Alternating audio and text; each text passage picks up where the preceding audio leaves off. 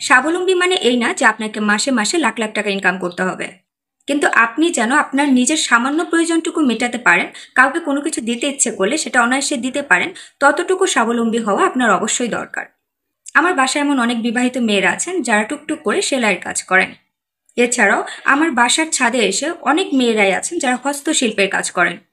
আমি যদি তাদেরকে জিজ্ঞেস করি মাত্র সামান্য কয়েকটা টাকা পারিশ্রমিক দেয়, এর জন্য এত কষ্ট করে এত নিখুঁতভাবে ধৈর্য নিয়ে এই কাজগুলো করেন, তাতে খারাপ লাগা কাজ করে না?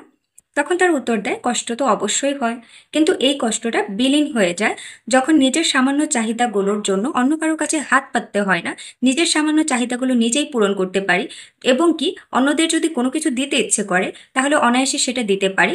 এবং সবচেয়ে ভালো লাগার জায়গাটা হচ্ছে নিজের পরিবার এবং স্বামী যখন অর্থনৈতিক সংকটে পড়ে তখন তাকে মানসিক সাপোর্টের পাশাপাশি সামান্য কিছু দিয়ে হলেও অর্থনৈতিকভাবে সহযোগিতা করতে পারে। আর এই ভালো লাগার কাছে এই কষ্ট কিছুই না। তাই আমি বলবো, বর্তমান যুগের প্রেক্ষাপটে একটা মেয়ের স্বাবলম্বী হওয়া অবশ্যই বাধ্যতামূলক।